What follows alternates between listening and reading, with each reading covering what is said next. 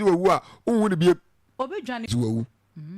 okay but se nipa wu da wona so touch na se nipa dia emu o hia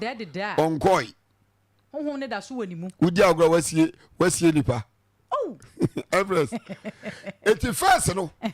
na obi wu a na edi nipa na koto kakra ye hwade na ye hwade okay ubeda wa fitana pa akosi be anwumure ni asan behwe eno kwa ba ye suso mu ehun se wuntine no bibia anya adwuma biem dia ne te ukọ na ye hu se ukọ yetumi pemobo ungu ya obeba yetumi hu hwinim ungu ya obeda obeba but enne obi wu ya pe fridge nti ye de na kwhyem se sudu ebi enne nipa no nsamansia na okokoma na nsamansia na nkasa kire nsamansia te so ni obi wo manso uni obi wasem na nipa di sa atsem achi no wu a ene mbanfo kotena se wasam ado ne ya fresa wadanse no wa se obi akokot na se ho na wadanse wote Taameawu monko frɛ no mra no menyi ne ho ano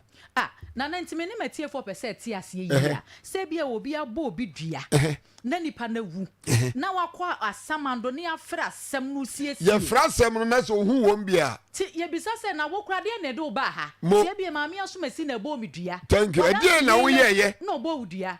o se na mo frɛ nipa mami eti anu na se wa anya lucky na se wukɔ na ukoko ma na se wa anya lucky no wasem nya oda won so ma bi ade be chi no wu dadam eto to bi on my impress onyare asenka na me kodi asem aba na be eto ko na di fo a ehwa na so be wo ba me di bem di ameba o meba eto impress hwedi o okay obi tumi uni obi nanam na nipa ne nyare okay ade be chi no yes oda ye wa wu dadam wa sole ebu ana okɔ nsamansie no no omui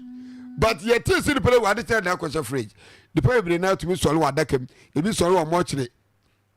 na we sole wa dakam because mo kire ma no so wu se wu abie wani a ekuro beku thank you it empress nsamansie ho obi wu a otumi ba enye ne na ebesi na nya de foforo afi na ebesi okay tetefo ni nim tetefo ni nim okay enye ade foforo afi esi bebre na sene akoba ne sadia na esesesi ano I said dadafo na tetefo na ekọ ye na esan ye omo na esan ba Nyankopon mo nipa biem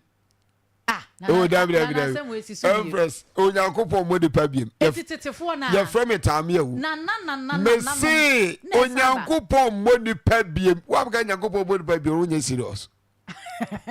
ye na nanu ma wuwo no sa mo na ya na ya sesa wo mo obi wa no ya so nani wo wu aso na busuam yetumi sesan Onyankopon tumi sesan na odo akoto aduan na busuam ne yakọ busua fofurum eti obi wa no akọ we de o hwa ne life na o se ya busuani bi owu pa etu no ofuru ba bi se sia do ya so nani